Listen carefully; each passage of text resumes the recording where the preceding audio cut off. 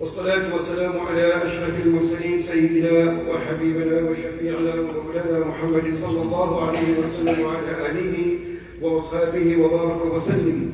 رب اشرح لي صدري ويسر لي أمري واحلل عقدة من لساني يفقهوا قولي. اللهم لا علم لنا إلا ما علمتنا يا رب العالمين. السلام عليكم ورحمة الله تعالى وبركاته. Alhamdulillah, all praise, all thanks, all glorification belongs to Allah subhanahu wa ta'ala. Allah subhanahu wa ta'ala, our nourisher, our sustainer, our provider, our caregiver, our protector. Salam and salutations on the noble Prophet Muhammad sallallahu alayhi wa sallam. Once again, Allah has afforded us the opportunity and the mercy and the grace to be in His house. But immediately ask Allah, Ya Allah, grant us to be in the greater mosque. In Baytillah. And of course, to be in the masjid of our beloved Nabi Muhammad sallallahu alayhi wa sallam. May Allah grant each and everyone, inshallah, the opportunity to be there very soon, inshallah. And just as a side note, when you say, inshallah, 5 years, who says you're going to live in the next 5 years? You make a niyyah, wa Allah, as soon as possible. And remember, people might look at the packages, how expensive the packages is. But is our Allah cheap? Is Jannah cheap? No, it's hard work. But again, we remind ourselves, is it our money? It's Allah's money. It's Allah's effort. It's Allah's follow. It's Allah's choice. You and we will just present ourselves to Allah in such a way that Allah deems us worthy of undertaking this journey, inshallah. So inshallah, today is the day we talk Ihram. As you can see on the table here, it is the Ihram. Ladies, this is not for you. Okay, we'll get to your part, inshallah. So Jamaat Muslimin, alhamdulillah. And let me see if I give you the good news also for those who don't know. And on the 13th of November, that's a Wednesday, the first Hajj accredited list will be released. And may Allah grant each and every one inshallah. And then for Cape Town, the 17th of November is the third roadshow of Sahuk in Cape Town. Even if your names are on the first list, you still go. Because Allah has appointed angels for this. And if you are there, and Allah mentions, or the angels mention you by name now, you might be in the second accreditation. You might be in the third accreditation. In a certain stuff we can't say on air, but you will be accredited, inshallah. So inshallah, the aim is to get us ready. And for that we do today, inshallah, the topic is the Ihram. Wow, very nice. That's the wrong one was.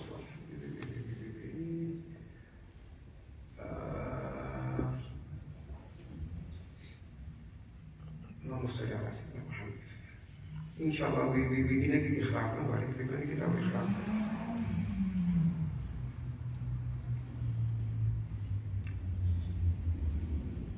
You see how much work we need to do for you, inshallah.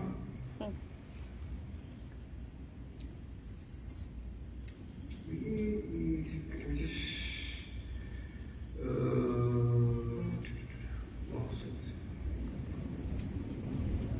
I'd rather change some settings here, or maybe jump to the wrong.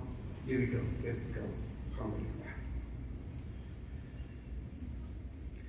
So for Hajj and for Umrah, there is certain, or there is arkan you need to make the Umrah and the Hajj valid. So for Umrah, the donning of the clothes of Ihram, and of course making the niyyah. Now remember, if somebody asks you, although you have your 2 pieces of Ihram, are you Ihram? Can be yes, and it can be no. Because this is only the closing of Ihram. But the actual meaning, or the actual reason they ask you, are you in the state of Ihram, meaning, have you made an intention, have you made niyyah, either for Umrah or for Hajj, and at times it can be for Hajj and for Umrah in one go. Right? So as you can see, in terms of the arkan of the Umrah, the Ihram is important, which is the intention. Then it is Tawaf and Sa'i, then there's cutting of the hair, and then tartib in terms of Umrah to cover the arkans of the Umrah. And then we go to the Hajj. The Hajj is also number one, is your Ihram. And this is a very important rukun of your ibadah. If your Ihram is not right, meaning if your intention is not right, then your ibadah is not right. If your Tawaf and your Tawaf if that is not right, then your Hajj is not right. So we have to make sure each and every arkan is in its place. And today, inshallah, we started with the arkan of Umrah, inshallah. And may Allah make it easy on my tongue, and may I speak from my heart to your heart, inshallah. And may Allah grant with that your accreditation for Hajj and for Umrah will be soon, inshallah. We have people going for Umrah also, inshallah. So may Allah make you journey, inshallah. The first rukun, the Ihram. So, in terms of the Arabic language, right, Ihram refers to something which is unlawful, which is prohibited for you, and also in a way where you can say you cut yourself off from certain things that was permissible.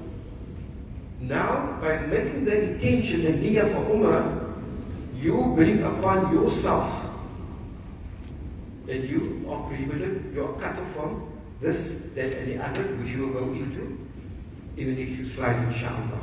Right? So that is the very first understanding of the Arabic language in terms of Ihram. Which means I cannot do what I used to. So I refrain, it becomes unlawful, it becomes prohibited, and I myself separate myself or cut myself off from that, inshallah. Then also, from a Sharia point of view, now the Hajj and Umrah has become lawful. Right? From a Sharia point of view, it means to make an intention to perform Hajj or Umrah. And that person is called a Muhrim. Right? That person is called a Muhrim because he is gone now into a state of Ihram. And with that, what was normally allowed for him, for an example, we're going to go into it again, but for an example, cutting your nails. It was not haram to cut your nails. But once you have made niyyah for Umrah or for Hajj, then that becomes haram for you. Okay? So remember, that person is called a muhrim. Right? So what is Ihram? Ihram is actually a complete state of piety. Humbles to which a person commits him or herself to with a specific niyyah. So the definition of Ihram is whereby I submit myself, I make unlawful certainty that was lawful upon me, and I humble myself, and I put myself in this condition with a specific niyyah. We can go further on this, whereby we say that for Hajj there's a niyyah, for Umrah there's a niyyah, and for Hajj is a certain type of ibadah which you don't do in Umrah, and in Umrah is an ibadah which you don't do in Hajj. So if we all should be now going, inshallah, for the 6:35 flight Emirates, we go to Makkah, inshallah, right? Ons moet klaar gaan pakken, want ik was een visa, anders we go to Makkah. And we go to Arafah. Even if we have the Ihram on, will that be regarded as Hajj? No.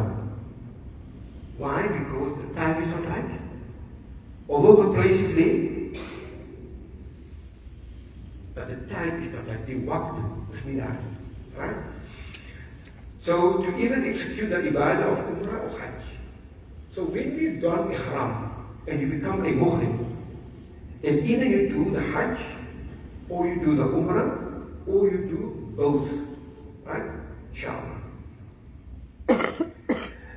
The Ihram is generally preferred to be white. And we're going to go later on into this. Why white?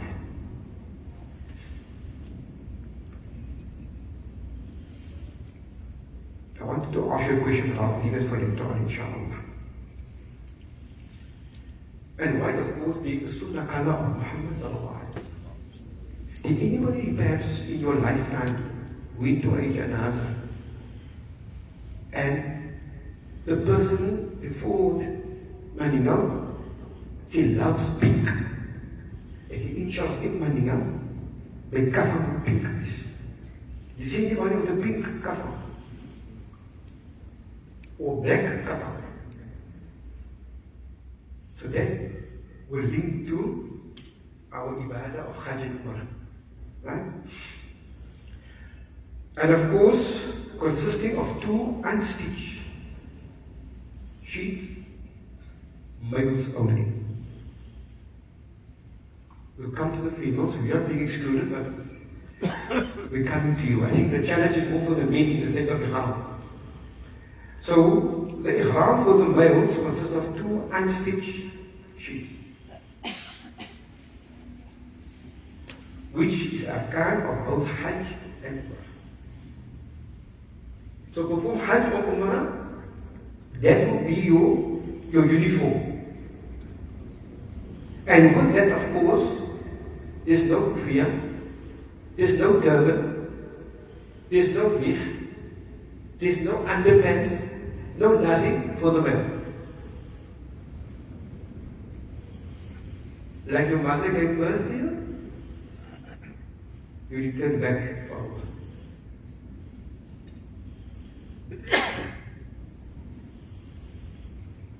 Etching to unstitched sheets. This is done. Yeah. And I let him. Now on this picture, we need to highlight a few things. As you can you see my arrow? Can you see my arrow? Yes. Right now. So the head, no topi, no turban, no cap, no nothing. Right? You are allowed to wear your watch. Even if you have a medical bracelet, let's say you are diabetes, you can have that on as an indication because you might find yourself in a position where you aren't able to talk. But that bracelet will guide anybody to assist you in the proper manner. This uncle here has got a ring on. Generally, they'll say no jewelry.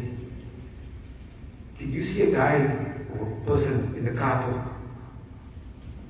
with a watch on, with a ring on? But in this case, the exclusion of the watch is for time identification. Right? Then, of course, we look at the footwear. The footwear generally is open toes, the heel is open. There is exception to the rule, but that we'll discuss once there is a need for it. Because what we find at times, people get confused with what to wear and what not to wear. Somebody asks you, I've got my ihram, everything, but I'm not comfortable with the sandal or sloffy. Can I wear a taqi? This is the condition, and stick as far as possible to the condition of ihram, because this also is part and parcel of your sacrifice of your ibadah.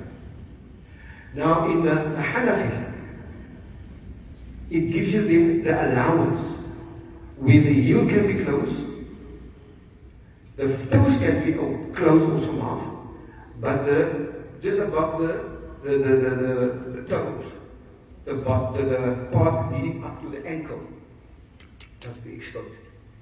That's from a Hanafi point of view.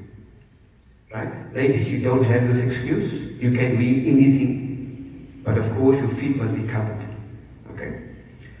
So this is generally how a person travels when he makes his niyyah and he covers himself shoulder-wise, just like this gentleman here. You get people or males, they go in ihram and they throw just the top piece over them. Yeah, but my Umrah is covered. But is that the way? Because we still have females amongst us. Is this the way you want to enter into Sacred Haram? So, 99.9% you cover yourself as you would normally cover yourself. The only time when you expose, I'm talking about the males, is when you start your tawaf. So, last week we talked about the miqat, the salah to make up the miqat. All that must be covered up. And only when you come into the haram to start your tawaf, that is where the men open the right shoulder and close the left shoulder. Only for the time. So once your tawaf is done, and as you said, once your 3 soles is done, circulation is finished, then you can close your shoulder again. Okay? Our ladies, that is your permissibility. Only the hands and only the face can be open. Look at the length of the dress. You don't see the feet. Right? You are our diamonds, our jewels, our roses, and we need to protect you. So this is one way of dressing up in terms of a female for her ihram.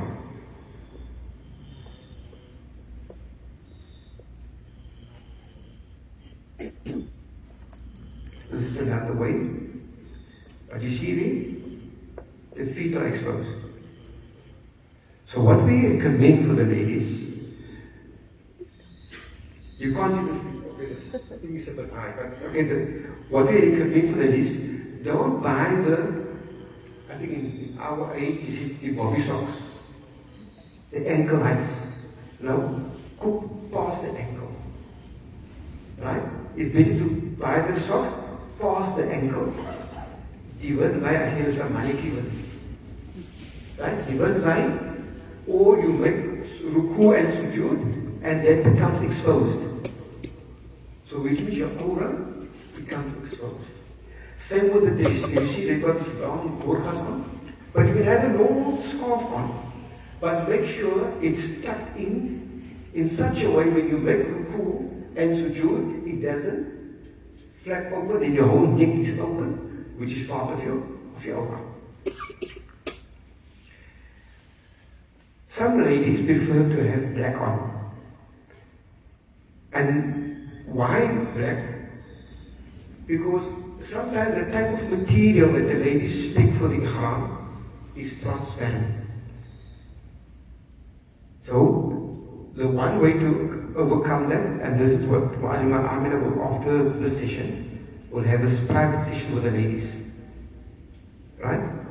Is to wear a black petticoat and then your white top over to not to allow the light or anything to see through, right? But for a lady to wear black is also permissible, or any other color for ihram for the lady, it becomes permissible, right? So what is the criteria for the ladies? We know the men, it's only 2 pieces of cloth, no vest, no underwear, no nothing. The ladies, as you are sitting dressed here, the same way, soos we sê, as die onderdoek, die boordoek en die exposed doek. It's everything from underwear, right up, everything becomes your ihram clothing. But the very important part is that you must make sure it's not transparent. Now, ladies, caution. Nani gave this book to you. Nani gave the scarf to you. And Nani said to you, you must wear this for ihram. But the doek, the scarf, you're not happy with it. because you've judged your hair and the scarf is every time I want to flip off. Wear a scarf which is comfortable for you. And if that scarf that you've got on is transparent, if somebody can see your hair through the scarf, then you're not properly covered. Yeah, but I've got a scarf on. Yes, but we can see right through the scarf. So you are exposed and you are not fully in Ihram. That is why it's important for husband and wife, and maybe even roommates, to check. Before I leave my room, can you see through? Can you be exposed? Allah, you might think, surely the person will take care of this. But we've experienced already. We were in a group or Tawaf. But then I need to tell my wife, ask this lady, or a lady, as an example, to cover her properly. Because you can see right through. So be careful of that, inshallah. So you are allowed to wear white. You can have it like this also, meaning just over the knees and with a, for lack of a better word, a baggy type of pants. That your posture don't be exposed, inshallah. Ladies, the questions are going to come. You can speak to Mualim, she will cover all the questions, inshallah. So the standard dress for males, Hujjaj and Mu'tamiri, you might be a king, you might be a millionaire, or even a normal beggar. You will look the same. Sometimes you sit with big guns next to you, but they are not in the same clothing what you are. So it's difficult to identify who is the master and who is the slave. Ladies to wear the full garments. Right? Full garments. You don't follow the men. You wear everything. Right? A unique symbol which indicates the individual is preoccupied with performing a spiritual deed. Wallahi, Umrah and Hajj is connected to a spiritual dimension. It's not ordinary. Imam Ghazali mentions, whereby if you leave your house, can you leave your house like we leave the house as a janaza? What happens? Everybody gathers in the front room. Surah is being recited, and then Bismillah, we take the body out. That body is guaranteed no return. But a person going for Hajj and for Umrah, that's the same procedure. Standing in front, doing everything, but his clothes of death is in his bag. And we don't carry you out, you walk out. Unless you want a wheelchair. But we walk out with you. Your opportunity of returning is in Allah's hands. Is in Allah's hands. Last year Hajj, just to give an example, the mother and the son travel for Hajj. The first day of Hajj, the son went out. The last day of Hajj, the mother running home. So no family is coming home. And this is what we need to instill in our families back home. Come and greet the Hujjaj. Come and greet me as your father, as your mother, as your uncle, as your aunt, as your granny. Come get, because there's no guarantee that we will return. And if we should return, what guarantee do we have that we'll find you? So may Allah make us of the spiritual ones, inshallah. The top sheet, of course, of the body for the men's called the ribah, and the bottom sheet of the cover becomes the izar. This for information. Second, inshallah. Ibn Abbas mentions that our beloved Muhammad has said, wear your white garments, for they are amongst the best garments, and shout your death in it. So technically, if we give up everything in terms of our niyyah for Ihram, the man who lives very firm, but when is Ihram, abstain. But don't tell the wife, I'm in Ihram, stand and say, can't stand by me. Some ladies, or even some men nowadays, will do that. I put up dust, don't be with me, I put up dust.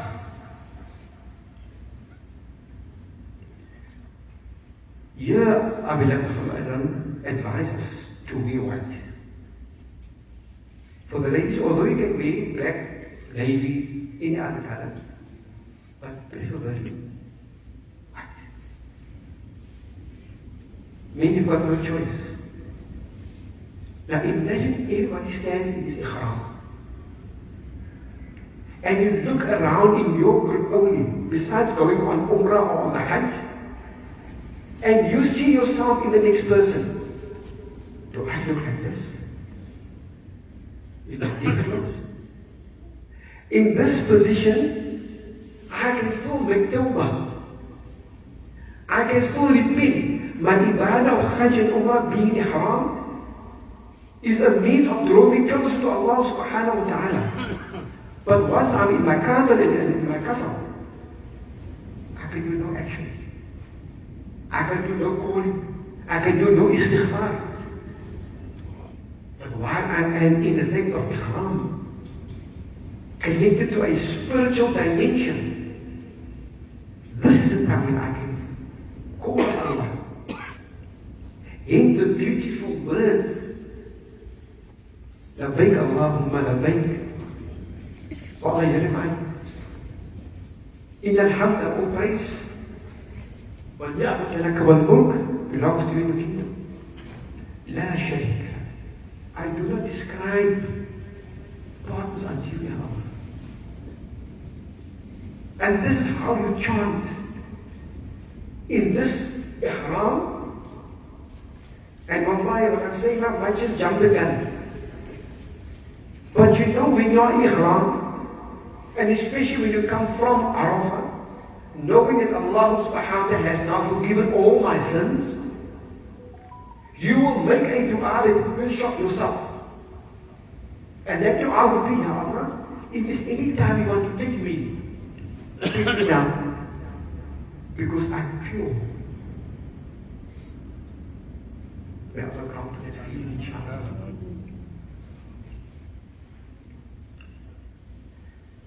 Again, of the sayings of Imam Ghazali rahimahullah, Hajj, by default Umrah, is no ordinary journey. Wallahi, it's not an ordinary journey. If you are sitting here,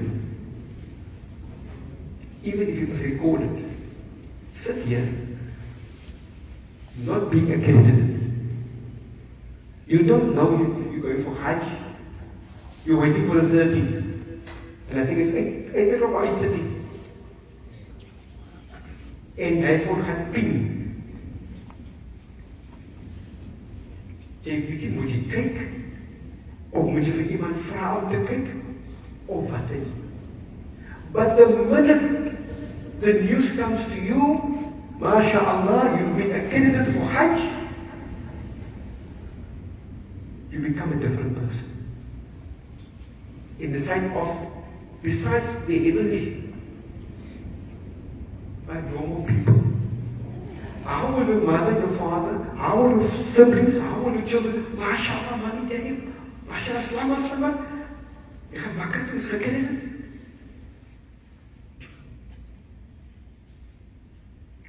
Moet je huilen, moet je lachen. Because although you know you've applied, although you know that you should be within, but when it comes, you still come stuck. So what happens? At that moment, you've been elevated.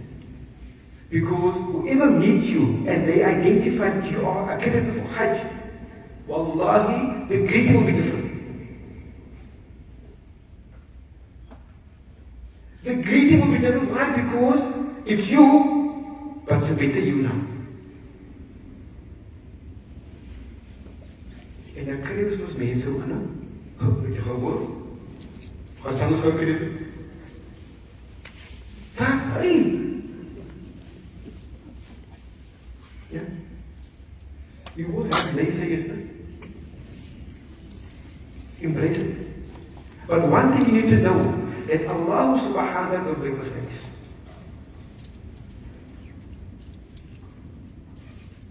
It is not a typing error or a glitch in the system.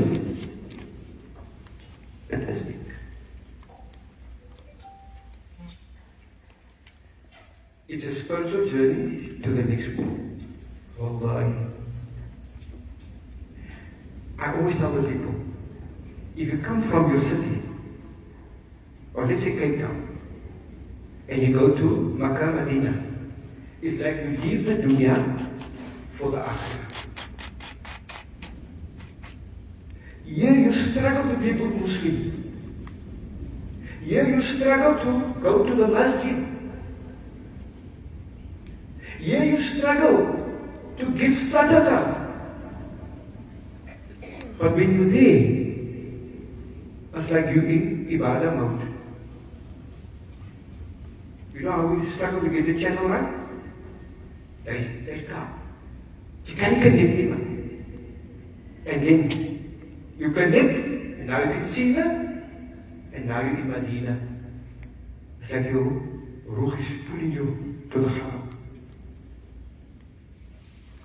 Denk nog nooit in jou lewe so by die Haram gewees nie. Of in die masjid in jou dorp nie. But you don't want to miss a walk out of the Haram. So guys, we know spiritual upliftment. We're going to come to this again, but keep this question in mind. What do I take home? What lessons do I take home from this when I go back home?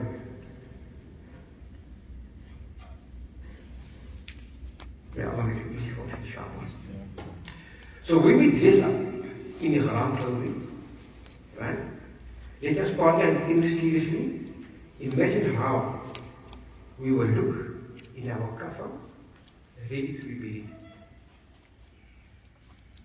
The Hajj Umrah is an eye-opener for us because you in Ihram, you see other people in Ihram. It reminds you of the final journey. And to add to this, practically every waqt is Salatul Janazah that follows. It's so regular that if there is one waqt without Salatul Janazah, then you know the Salah is not complete. Because nobody makes Salatul Janazah. But do we realize at that point that this is my reminder?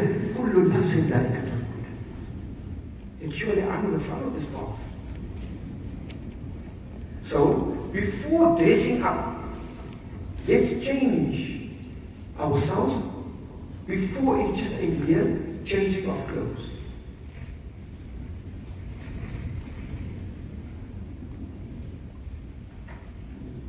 Surah 1 is mentioned. Inna Allah la yughayyiru ma biqawmin hatta yughayyiru ma bi anfusihim. Indeed, Allah subhanahu will not change a condition of a people until they change within themselves. My beloved sisters and brothers in Islam, Umrah and Hajj is not going to change you. You need to do the change within. The change will come. But if you are not prepared to change, then how can Hajj Umrah do that for you? That must be a means for you to elevate to the next level. I'll give you an example quickly. This person, my papa, sien jy gewoon manne, ambags manne, Christen manne, right? Now there is a certain language that they use op die gebouw. En elke tweede woord is een vloekwoord. So this uncle went on Hajj. When he came back, he went back to work. And after a week, they had a meeting. He said, my brother, is everything okay with you? I said, I'm fine. He said, we know you came back from Hajj, but you're not yourself anymore. I said, what? I'm still young, no more. Hij zei, er zit toch een gevloekje. You didn't swear it. Only then he realized the impact that Hajj made with him. He said to us, at that moment, he burst out in tears. Because then only he realized the impact that Hajj made upon him. Without him realizing it, it's changed his life. So this must Hajj and Umrah be for us. May Allah make us all those, inshallah. The state of Ihram makes us realize that we are entering into a spiritual dimension. Forever shunning haram and batil and completely surrendering to the will of Allah subhanahu wa ta'ala Most High. And this is a challenge. But that is a jihad that each and every one should be embarking on. How do I surrender myself to Allah? My sports is coming on now. Asr is coming. And I put Asr. So I can read, I'm going to make it Hanafi later. Because I want to watch the soccer or athletics or whatever the case may be. Submitting to the will of Allah. It becomes a challenge. Being humble and respectful with your household and humbling yourself and surrendering yourself to the will of Allah. Stop being a tyrant. When you come into the house, I'm more beaver, I'm more worried. Oh, that is so, that is so. Is dat ek met mami ook nou? As mami kom. Oh, mami is home now. It's moeilijk. But if we surrender ourselves to the word of Allah and we follow the sunnah of Muhammad sallallahu alaihi wasallam, we automatically become conscious.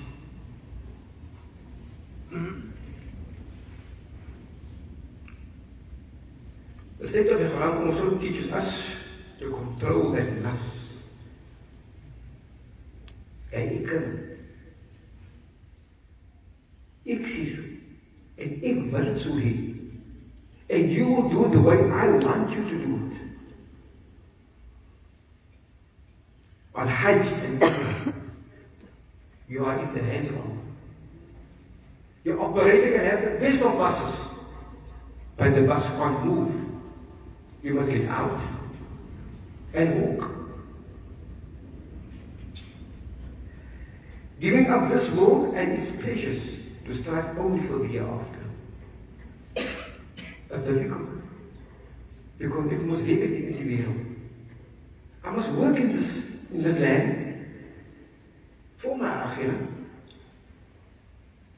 But in the same breath also I must give up this world's pleasure for the hereafter. And Muhammad had mentioned to us in the beautiful hadith,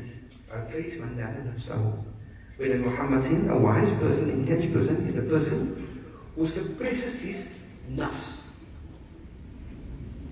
and occupies himself with deeds that will benefit him after death. And the foolish one is the one that will allow his nafs to take control of him and have his hope in Allah. So rather, control the nafs. Control the nafs to be able to guide you.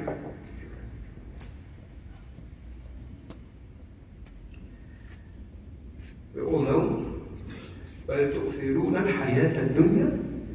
But then again, as human beings, we prefer the present life. Ja, why wil ik eigenlijk niet, maar het moet nog komen. Ik enjoy it, no. Not realizing, والآخرة خير أبقى. That the everlasting life is better, meaning the hereafter is better because there is no end to that. And wallahi, when you go on Umrah, you put your Ihram on, and you go on Hajj, the feeling that you have is until the hereafter. It can be how difficult, it can be how challenging. The husband or the man never ever in his life had just 2 pieces of clothes on. But he will walk different. He will behave different. Why? Because of my Ihram. Same with Ramadan. In Ramadan kan, don't talk to me.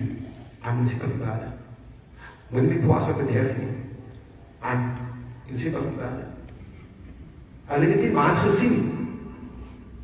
Dan vergiet jy, is ook Ramadan gewees.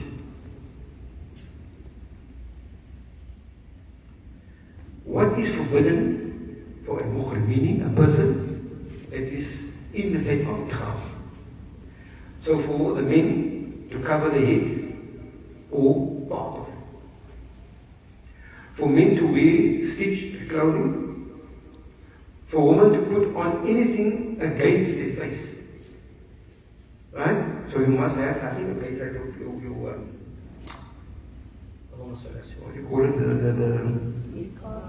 The yes, the niqab. Right? For women to wear gloves, right? To put scent on one's body or clothes. Remember, this is before you make the niyyah. Right? To put oils on the hair of the hair of the hair or the beard. Somebody might not understand, mashallah, the say that I utter of an beard. That can be done before you go into the state of Ihram.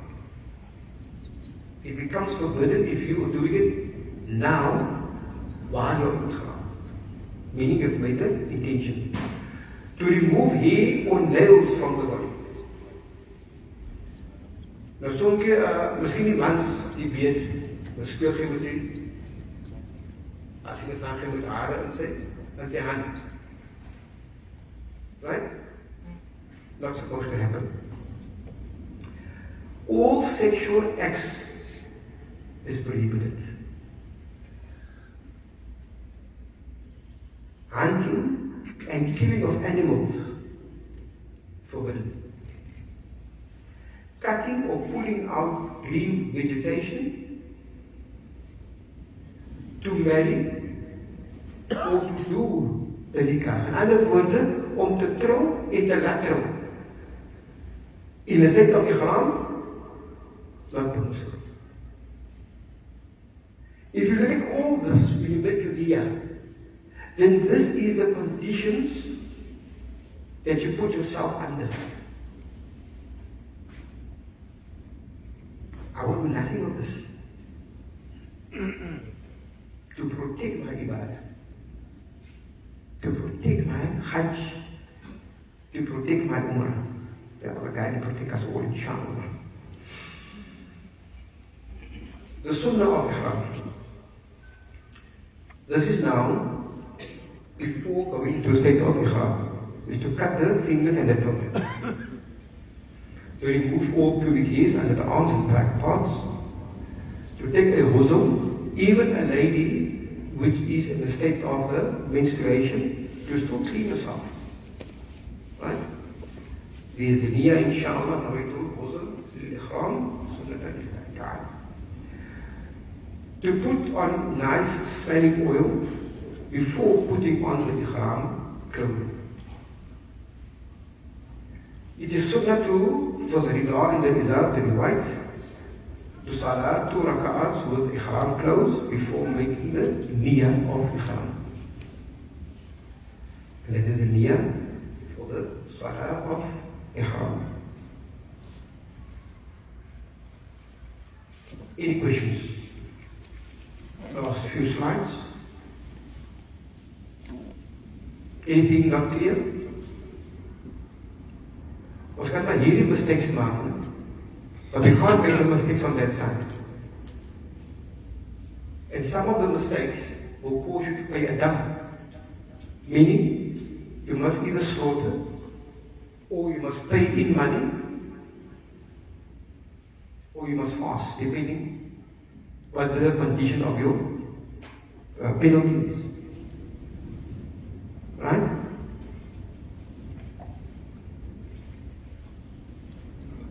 I've got a question for you.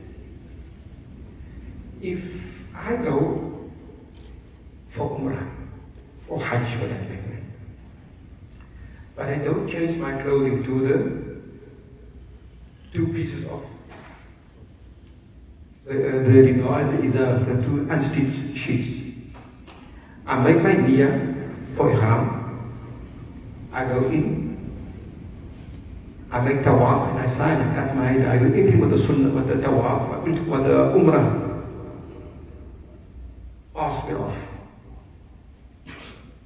Can it work?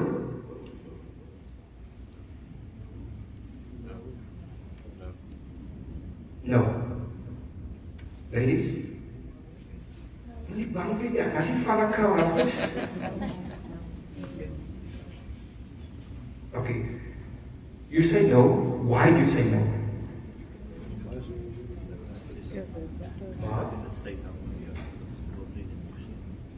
You don't need a muhrim, but you made with niyyah. You made the niyyah. The only thing that you didn't do, you didn't put on the ihram clothing. It's a rukun. The ihram is one of the rukuns. The ihram, the physical, is part of the rukun. Remember I said that we said the ihram, we refer to the niyyah. Not the clothing per se. It would not cut with it. Okay, last week you got homework. The square next to the door. The square is, that is the answer. On the floor. On the floor. Is that the answer or that's the question? That was the question. The answer is that Jibreel taught Nabi Muhammad Sallallahu Alaihi Wasallam. to make salah, how to make salah. Okay. That's the answer. Okay, inshallah. So, my question again, which can become homework, right? I'm making niyyah for Umrah, but I don't put on my 2 sheets. I make Tawaf, I make the sign, I cut my hair, everything in sequence. Is my ibadah accepted? For the media. Ladies, you can go any gap you can put on.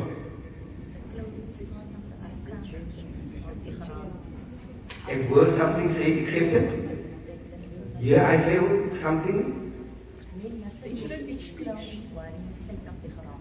Right. So you are right. And the men are right. That's it. Now I'm more confused. No? Show of hands if you're confused. You're confused, no? Right. So let's just clear up the confusion. What is the arkan of Umrah? Is the Ihram, which means refers to the niyyah. Am I right? Yes. Am I right? Yes. Right. Secondly is Tawaf. Thirdly is the Sa'i. Fourth is the cutting of the hair and tartib. So we've done it. No. We're talking about the clothing. So the reason why I say the main or the one uncle is correct to say that the ibadah is still accepted. Because he did all the arkans, but he didn't don the clothing of Ihram. So from the ladies' side, which you say also, no, it's wrong. Right? You are right to a degree. It's wrong. Why? Because he didn't put on the Ihram clothing. But his ibadah is still intact. For them to be rectified, you need to pay attention.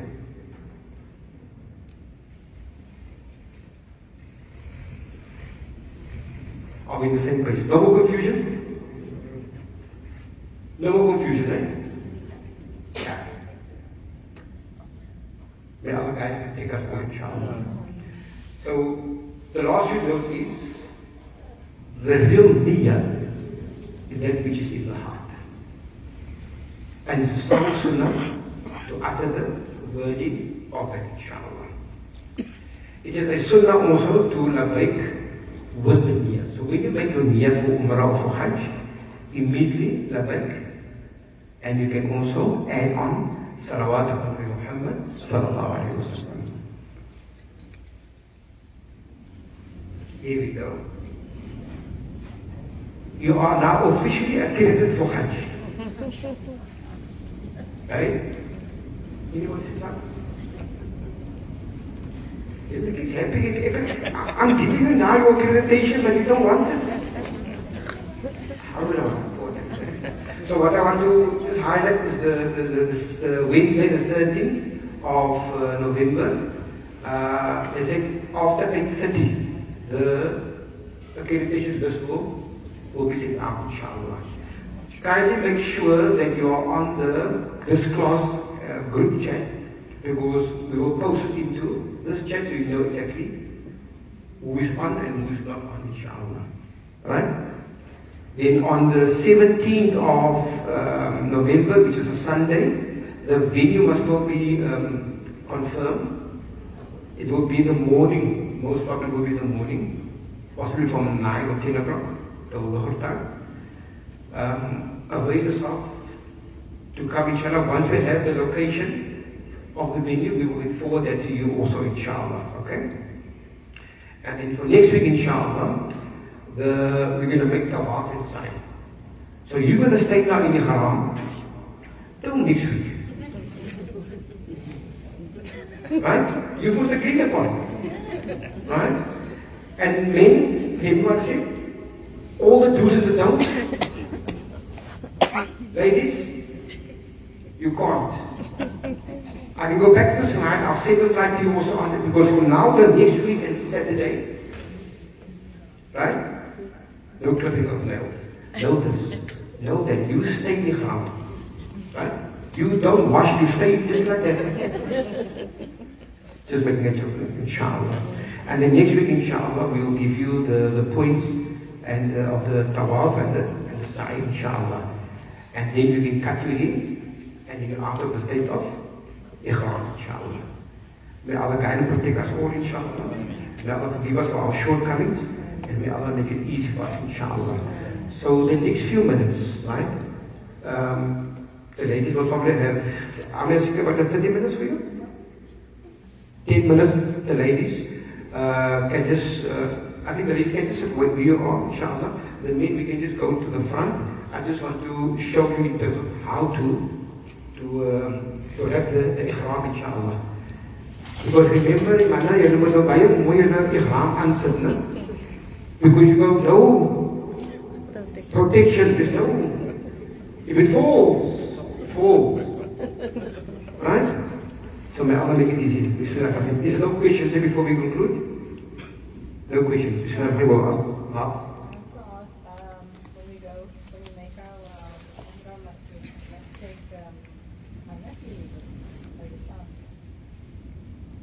Okay. That question belongs to next week, inshallah. So what I will tell you regarding that question, the question is, If you make the Umrah, the Tawaf, do you take Hanafi? Do you take Shafi? Wudu? Everybody got the question? Inshallah. I will give you the answer next week. So which means you must come. Okay? So these are not giving you homework. It's a question on the table and it will be answered next week inshallah. بسم الله الرحمن الرحيم والعصر إن الإنسان لفي خسر إلا الذين آمنوا وعملوا الصالحات وتواصوا بالحق وتواصوا بالصبر سبحان ربنا رب العزة عما يصفون والسلام على المرسلين والحمد لله رب العالمين.